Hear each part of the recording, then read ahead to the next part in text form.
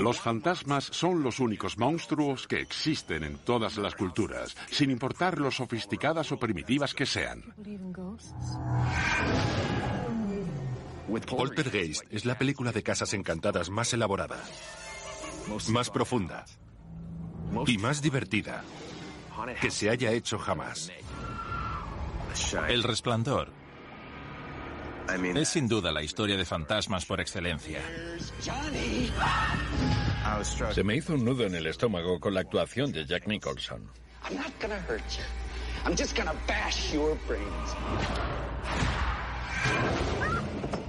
El Sexto Sentido es una obra maestra que cuenta una historia de fantasmas de una forma nunca vista. Puede ver fantasmas y espíritus. Muertos que se pasean como si nada. Insidious aporta al género humanidad. Casi ninguna otra película de miedo que hayamos visto lo consigue. La Señal tiene escenas tan perturbadoras que me costó varios días conciliar el sueño después de verla. Las historias de fantasmas tratan sobre cómo el pasado empaña el presente. Nos hacen preguntarnos si hay algo más, si iremos a una especie de limbo, al cielo o al infierno.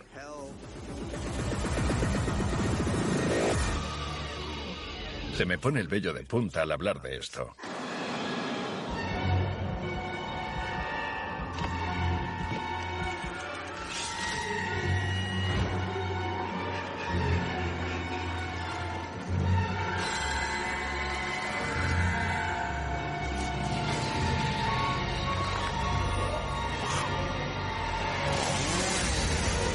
La historia del terror. Historias de fantasmas.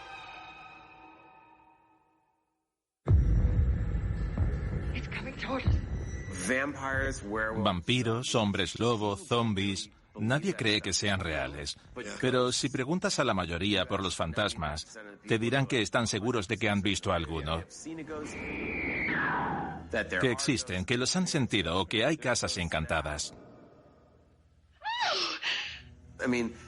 Por eso, el subgénero de los fantasmas nunca pasa de moda. Estas películas llevan con nosotros desde que se inventó el cine. La primera película de miedo, La Mansión del Diablo, de 1896, era de fantasmas. Pero hasta la década de los 80 apenas se veían espíritus en pantalla. Y si los había, no eran muy convincentes. Todo eso cambió con Poltergeist. Poltergeist fue de las primeras pelis de miedo que vi de pequeña. Me aterrorizó en su momento. Y a día de hoy me siguen dando miedo los fantasmas. La vi de niño. Me conmovió la historia, la magia detrás de la incertidumbre, el más allá y los espíritus. Poltergeist es una peli sobre una casa encantada de las afueras, el lugar menos terrorífico del mundo. Es una familia que vive en una casa del Valle de San Fernando plagada de espíritus, porque se construyó sobre un cementerio que ahora se está rebelando contra ellos.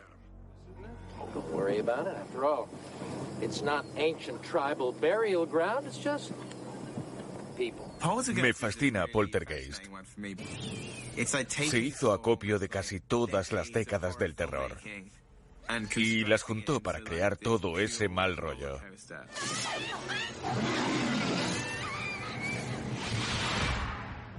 El director de La Masacre de Texas, Tobe Hooper, y Steven Spielberg, director de Tiburón o En busca del arca perdida, provocaron mi peor recuerdo de la infancia. Esa película. Steven siempre aporta entusiasmo y energía al proyecto. Toby aporta la lógica y el aspecto final de la película. Lo que les ocurre es Toby en estado puro, pero la familia no puede ser más del estilo Spielberg. Lo importante era que la familia fuera dinámica, que hubiera coherencia y que todo fuera fácil de digerir hasta que la cosa se puso seria. Es una película que retrata la inmensa culpabilidad y la vergüenza que sentimos por dejar a nuestros hijos delante de una tele que nos hace las veces de canguro. Sabemos que no está bien y aún así lo permitimos. La escena en la que la niña está sentada delante de la tele y sale una mano para asustarla es una metáfora clara de que es posible que estemos sacrificando a nuestros hijos delante de la caja tonta. Creo que lo predijeron Steven y sus colaboradores. En Poltergeist es verdad. La televisión nos atrapa.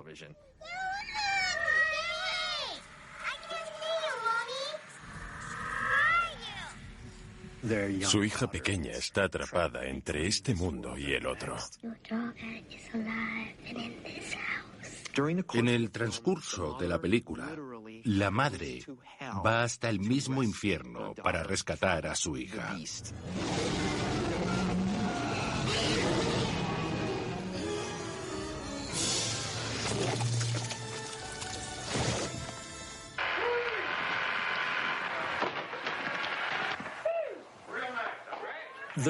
La suerte con la que contó Poltergeist fue que los directores tenían un buen presupuesto para plasmar su imaginación en pantalla.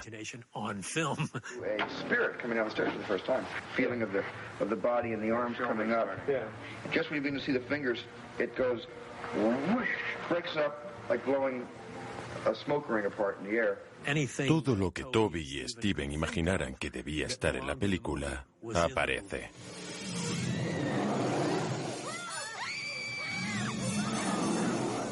Y no hay imágenes por ordenador. Madre mía. La escena de la cara. Se puede dividir en 3 fases. La primera, soy yo con algunos arañazos. Después, salgo con una prótesis en la cara y voy arrancándomela a pedazos. Y al final es solo un muñeco que se parece mucho a mí. Pero si te fijas, son las manos de Steven Spielberg las que arrancan toda esa porquería. Cuando me enseñaron cómo quedaba no podía parar de reírme. Y alguien de sonido me dijo, ¿qué es tan gracioso? Y le respondí que nadie iba a olvidar esa escena. Me arranco la cara y se va por el desagüe.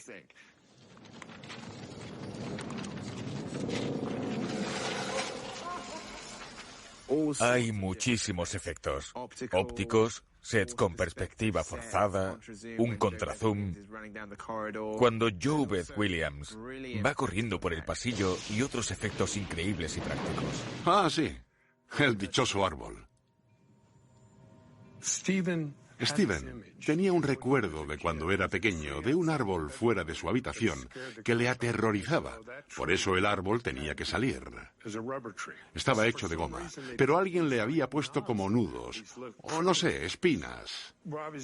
Por supuesto, cuando tuve que subirme a él, me arañé entero, con la lluvia y las máquinas de viento, los rayos y todas las cosas que se desprendían. Menuda locura. Que ese árbol cobrara vida, para mí fue muy intenso. Siempre que era de noche y me asomaba a la ventana, no podía dejar de imaginármelo fuera. El tema del árbol todavía me irrita. Fue lo peor que llevé de toda la película. Eso y la piscina.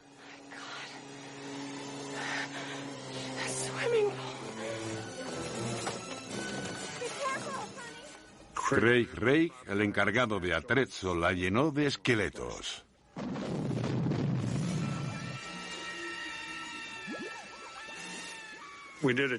Hicimos una toma y le dije, no hace falta que huelan así, porque olía mucho. Y me dijo que eran de verdad. Ahora es casi un chiste. Si se construye una casa encima de un cementerio indio, sabes que va a estar encantada. En Poltergeist, la mejor frase de la película sale al final, cuando Craig T. Nelson agarra a James Karen de los hombros y le dice: Son of a bitch, you moved the cemetery, but you left the bodies, didn't you? You son of a bitch, you left the bodies and you only moved the headstones! You only moved the headstones! Creo que eso dice mucho de Estados Unidos. Movimos las lápidas, pero seguimos teniendo los cuerpos.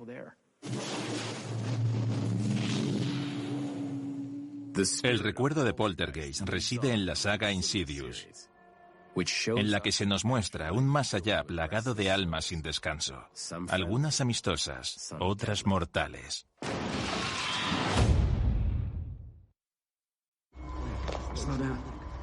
Insidious, de James Wan, es la historia de fantasmas del siglo XXI. Tiene sobresaltos, suspense y nuevas emociones para un público que cree haberlo visto todo.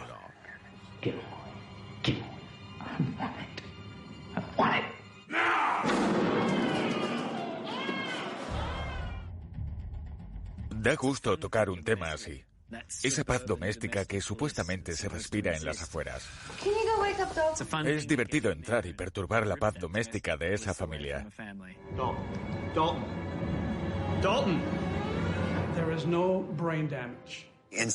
Insidious trata de un padre y una madre que pierden a su hijo en el más allá.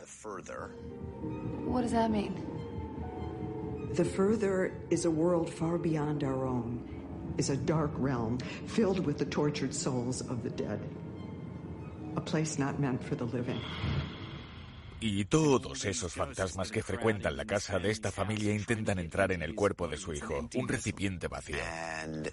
Por lo que harán todo lo que esté a su alcance para recuperar a su hijo. Trata sobre lo que harían unos padres al perder a su hijo o si éste enfermara.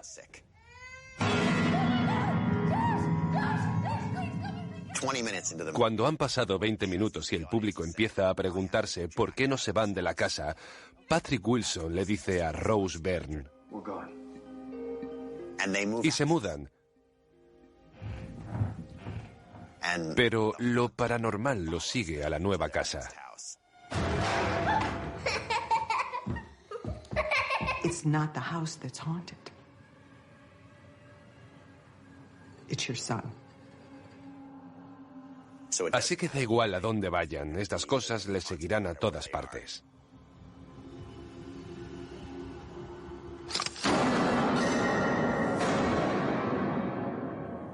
Contactan con mi personaje Elise Rainier, que es una conocida cazafantasmas, por así decirlo. Creo que Elise es única en el sentido de que no es la típica heroína.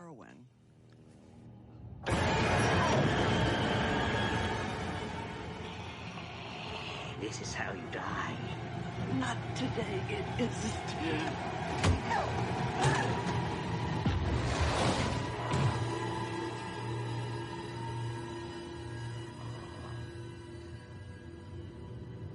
Come on, bitch. Intenté encontrar una zona de empatía y receptividad. Elise es muy sensible, es sensible a estas energías.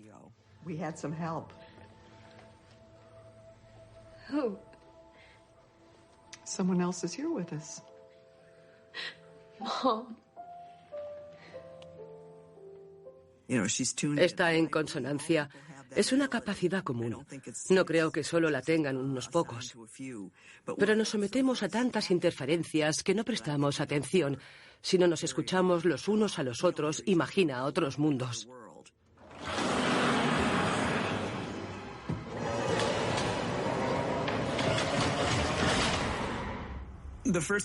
La música de la primera Insidious fue estupenda, porque en general se grabó de una manera muy pura y natural. Un amigo encontró un piano desafinado y cuando tocabas una tecla salían años de polvo acumulado. Lo habían abandonado en el callejón detrás de su estudio hacía ya bastante tiempo, así que lo rescataron y me lo dejaron para grabar. Fue fundamental para el sonido de esa película. Nos alegramos mucho cuando Insidious tuvo tanto éxito y la gente la acogió también. La muerte es algo inevitable, a todos nos llega la hora. Yo creo que en las pelis de fantasmas apelan a la necesidad humana por responder a la pregunta de si habrá vida después de la muerte. Sabemos muy poco sobre el mundo de los espíritus, creamos o no en él. Tiendo a creer en todo porque creo que sabemos poco sobre muchas cosas.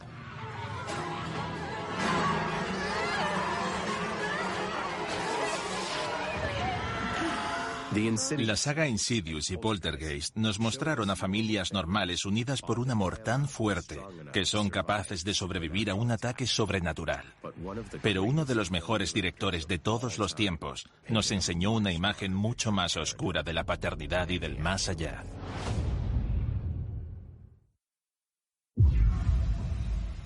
Las casas encantadas son un clásico en el cine de terror. Normalmente son lugares siniestros donde se han cometido o están a punto de cometerse asesinatos. Dos películas de este género destacan sobre las demás: El Resplandor, de Stanley Kubrick, y La Mansión Encantada, de Robert Wise. Sobre todo las películas de fantasmas funcionan cuando tratan de lo que no puedes ver. Por eso para mí La Mansión Encantada, que es mi peli favorita de terror, va aparte.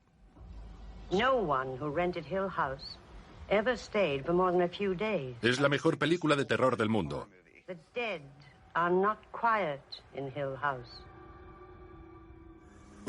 La Mansión Encantada va sobre un grupo de personas que visitan una sombría casa en ruinas para descubrir qué despierta a unos espíritus sobrenaturales. También cuenta la historia de una mujer que tuvo una relación complicada con su madre y huye de esa experiencia.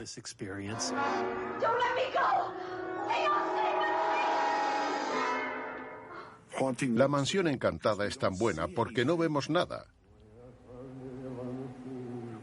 No vemos a los fantasmas, solo se oyen y se sienten.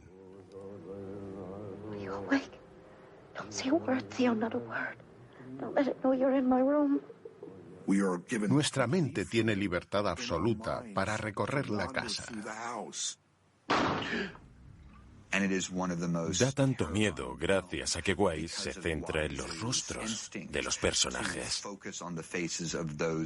Porque es lo que te hace saber cómo se sienten, no los fantasmas. La primera película que me dio miedo hasta el punto de casi no poder mirar fue La Mansión Encantada. Tenía unos 11 años y nunca había visto nada parecido a Cuando llaman a la puerta. La puerta, como se dilata.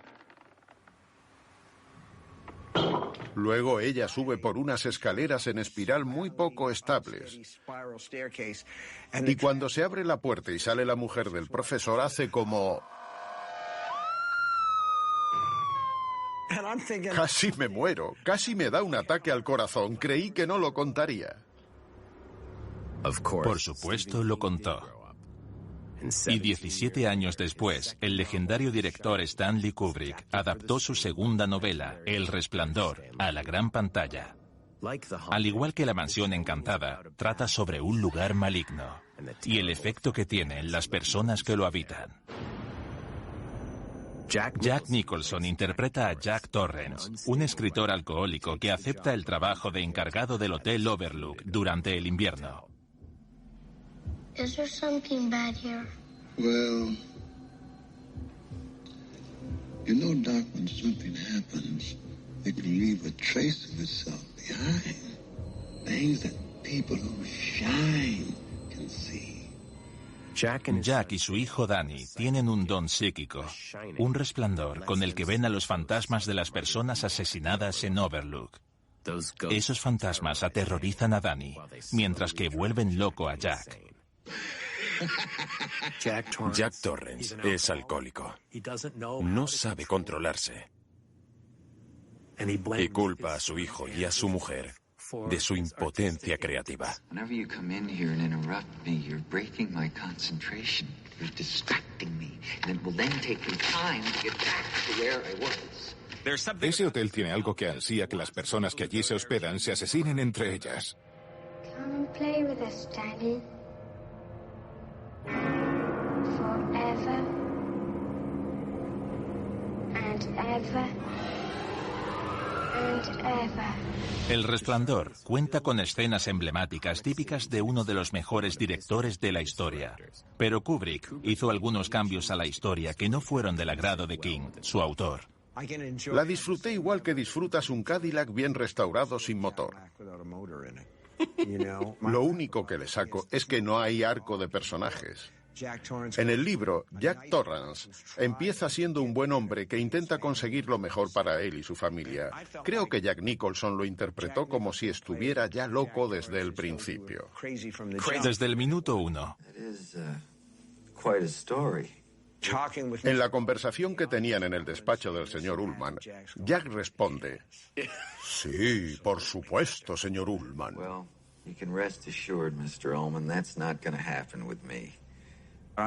También creo que Kubrick cogió una novela potente, de terror y de suspense, y la convirtió en una peli de culto. Kubrick quería hacer lo contrario a una película de terror.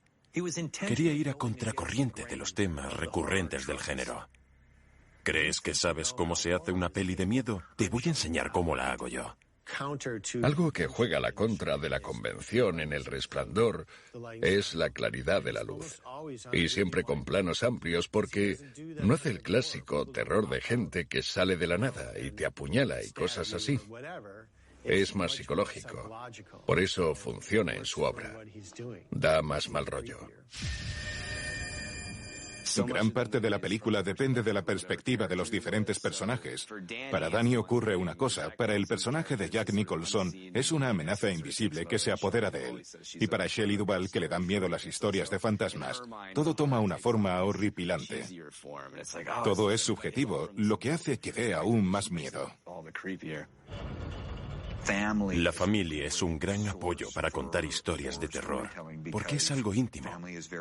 La tenemos muy cerca y puede ser peligrosa si tu familia no es la correcta. El Hotel Overlook y esta familia traumatizada hacen muy buena pareja. Es el lugar perfecto para que todo se desmorone. Suele ser el caso en las películas de fantasmas y casas encantadas. Las personas con traumas van allí por un motivo u otro y la casa lo recibe con gusto. Son personas predispuestas a verse afectadas por la tácita oscuridad. El niño de El Resplandor veía los espíritus malvados de los muertos. 2 décadas después, El Sexto Sentido cuenta la historia de otro niño atormentado. Esta vez por fantasmas que buscan ayuda desesperadamente.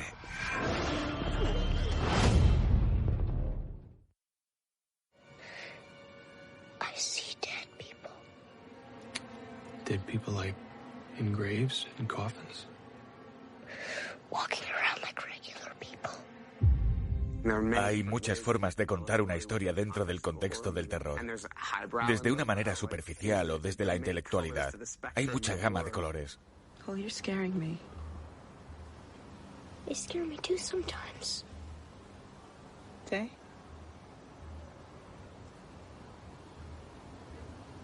Ghosts. Un thriller sobrenatural, así etiquetaron a El Sexto Sentido. Había órdenes de no decir que era una peli de terror. Siendo brillante y aterradora, no querían que se llamara película de miedo, como si fuera un insulto.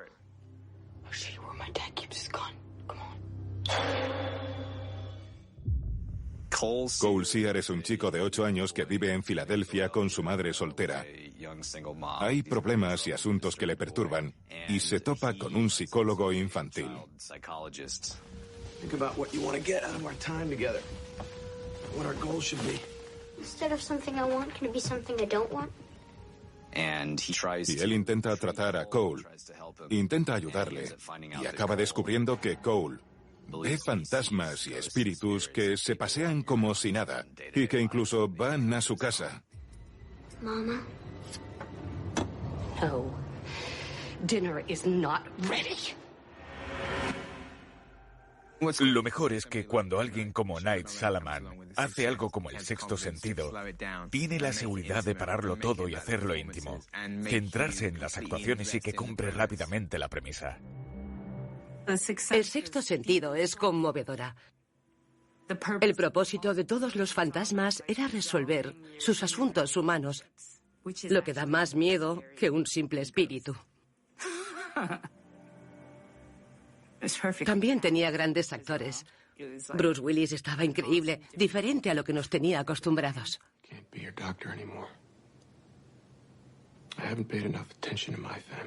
Haley Joel Osment estaba perfecto. Su cara rebosaba expresión, dolor y soledad. Tanto que parecía que tenía 40 años en vez de 10. Believe me, right? En esa película, Haley Joel Osment está sobresaliente. Y te atrapa tanto él como actor que no puedes evitar sentir pena por los difuntos a través de sus ojos. El rodaje fue mi educación sobre las pelis de terror porque me enseñaron muchas imágenes para que me sirvieran de ejemplo sobre cómo actúan las personas en situaciones así, porque a los 10 años no has vivido experiencias tan traumáticas. What is it? Why did you leave me? I didn't leave you.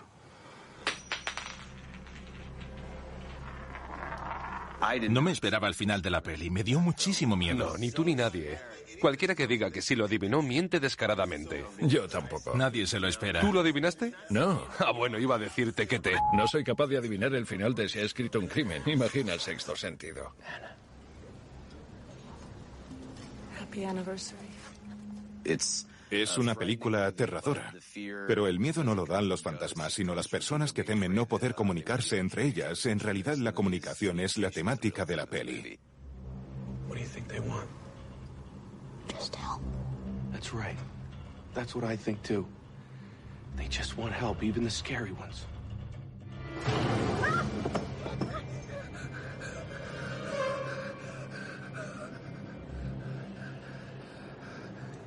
Lo que al final libera a Cole de su situación es darse cuenta de que debe ser un puente entre los que quieren comunicarse con los vivos. Grandma says hi.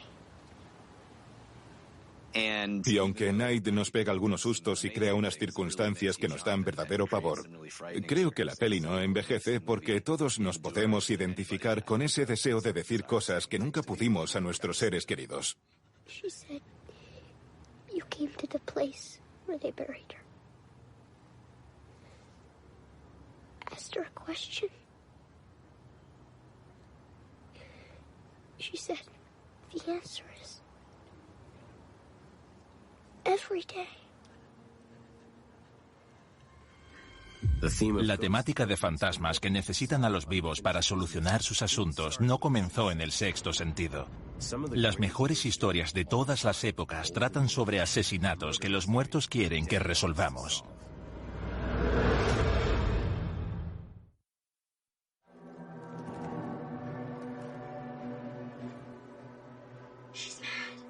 Los fantasmas dan miedo, pero en algunas obras los espíritus no quieren atormentar a los vivos.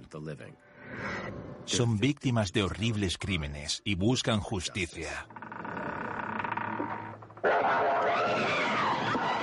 Quizás la mejor película de misterio de todos los tiempos sea Al final de la escalera. No es tan famosa como El Resplandor o Poltergeist, aunque debería. Al final de la escalera es uno de los mejores largometrajes americanos de fantasmas. Es muy impactante y George C. Scott está genial. George C. Scott es un compositor que lidia con la muerte de su hija y su mujer en un accidente de tráfico. Acaba mudándose a una enorme mansión destartalada que lleva años vacía. Intenta deshacerse de los recuerdos de su hija. Y durante su estancia, nota que algo intenta comunicarse con él. Al principio son cosas sutiles. como una tecla del piano que suena sola. Pero luego pasan a ser unos estruendosos golpes. Y así se da cuenta de que hay algo en la casa que quiere contactar con él. Al final de la escalera es muy real. Por eso me gusta tanto. Por cómo gestiona lo paranormal de una forma tan sencilla y eficaz.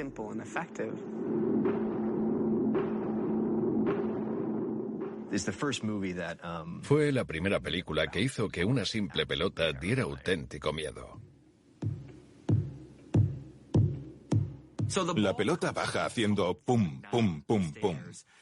Y George C. Scott la ve y dice, se acabó. Así que la coge y se va a un puente cercano. Y la tira al río desde unos 20 metros de altura. Vuelve a casa pensando que estaría a salvo. Y justo al entrar por la puerta,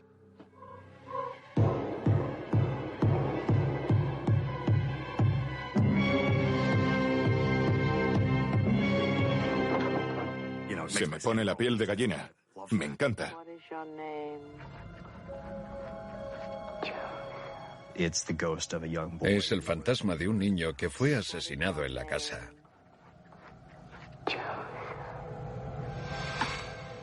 George C. Scott entiende que el espectro de este niño tiene algo que decirle. Le da miedo y le aterra pensar qué va a hacerle. Pero también le da curiosidad y quiere ayudarle por su propia pérdida. La tristeza más profunda y el terror se dan de la mano. Cuando pierdes a un hijo, es algo tan intenso y doloroso que o bien hace que te cierres por completo o que te abras a otras experiencias. What is it doing? Why is it trying to reach me? John. Is it because of my daughter? I can't go through all this again. Muchas películas de fantasmas tratan del sentimiento de la pérdida. Intentan darle sentido a la muerte de los seres queridos y su significado. ¿Qué pasará cuando ya no estemos? Si nos viéramos forzados a quedarnos en este plano, desde el más allá, será porque tenemos asuntos sin resolver. En el final de la escalera fue la primera vez que me expuse a la idea de que los fantasmas no quieren a los vivos como en El Resplandor, sino que buscan ayuda. Necesitan a alguien del plano de los mortales que les ayude.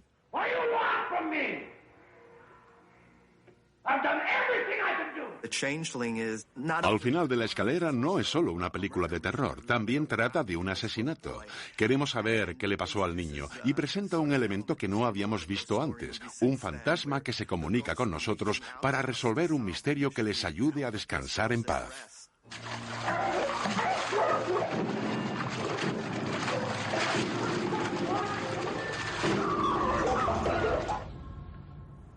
Es algo recurrente en las películas de Guillermo del Toro. En ellas sentimos el dolor de los espíritus. A diferencia de Al final de la escalera y otras pelis similares, Del Toro nos deja ver a los fantasmas. El niño asesinado en El espinazo del diablo es uno de los personajes más impactantes del cine. Guillermo tiene un don visual.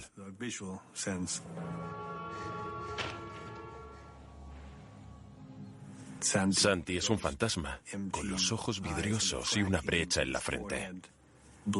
Le sale sangre de la herida, como si flotara. El agua fluye según las condiciones en las que murió.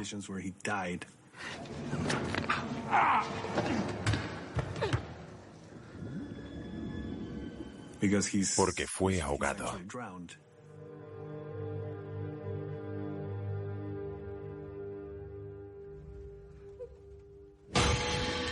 Pero la mayor película de fantasmas de Del Toro es La Cumbre Escarlata, de 2015.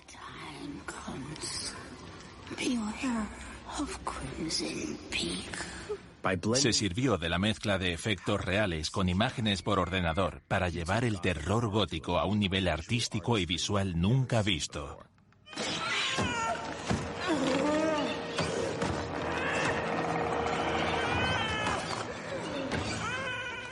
La Cumbre Escarlata fue mi quinta o sexta película con Guillermo del Toro. Cuando me llama y me dice que quiere que salga en su película, no le hago preguntas, solo acepto y ya me enteraré de qué se trata, porque confío mucho en él. Y cuando me dijo que haría 2 de sus 5 mujeres fantasmas en pantalla, le dije, ¿perdona, qué? La Cumbre Escarlata trata de una mujer que ha perdido a su padre. Edith conoce a un caballero que le ofrece una vida mejor si se muda con él a Inglaterra. Y con ella se van su dote y su herencia.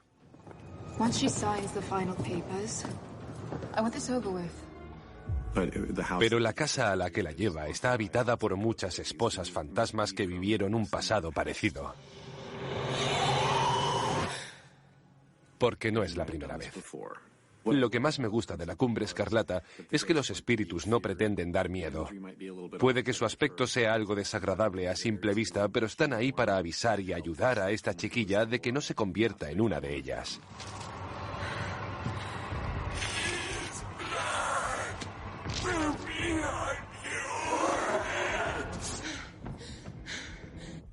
Las historias de fantasmas tratan sobre cómo el pasado empaña el presente.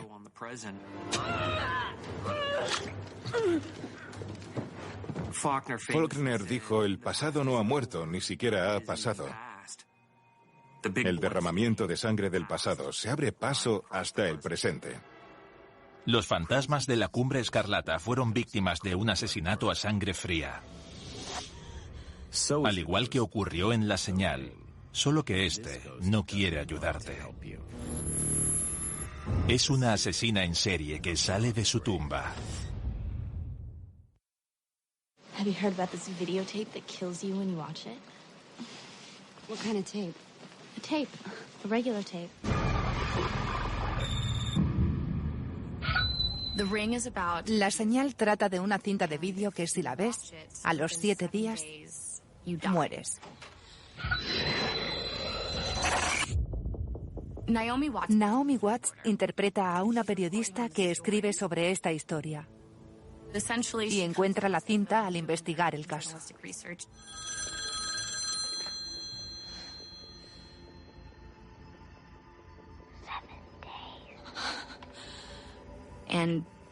Se la lleva a casa y su hijo la ve.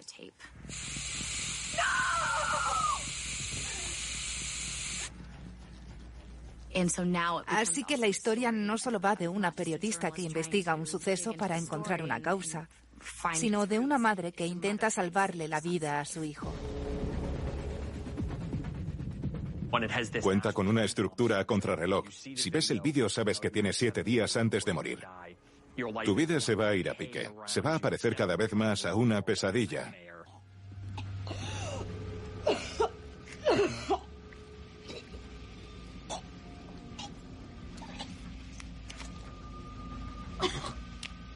Y no hay nada que puedas hacer para evitarlo.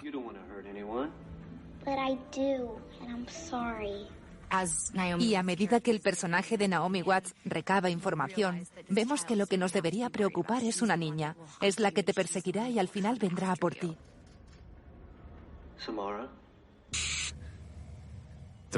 La Señal es un remake de la película japonesa The Ring. Comparten argumento, pero se diferencian las culturas occidentales y orientales en cuanto a historias de fantasmas. Es un enfoque muy específico. Las películas japonesas solo necesitan una cara pálida y un pelo largo y negro. Es un símbolo que lleva años utilizándose. Es un icono que da miedo y pone la piel de gallina al público japonés, pero no al estadounidense.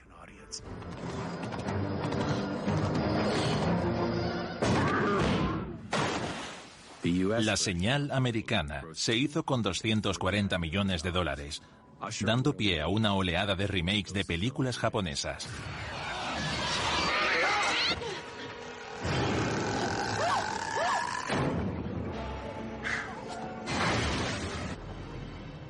El amenazante y oscuro terror japonés llegó a las películas de Hollywood, del mismo modo que el remake de Andrew Douglas, La Morada del Miedo, en 2005.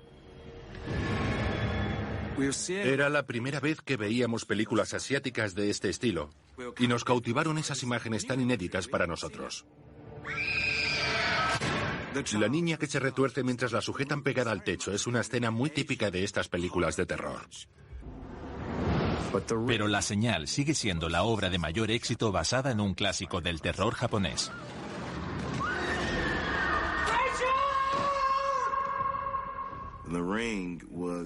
La Señal tiene escenas tan perturbadoras que me costó varios días conciliar el sueño después de verla. Me gustaba ver la tele y siempre que salía el ruido blanco en la pantalla me moría de miedo. Esas imágenes han supuesto un antes y un después. Yo creo que hasta el día de hoy me seguirán acogiendo. Apela al miedo de nuestra propia mortalidad, de que nos den un diagnóstico que diga que nos queda X tiempo, y a no poder echar el freno y pedir quedarnos un poco más.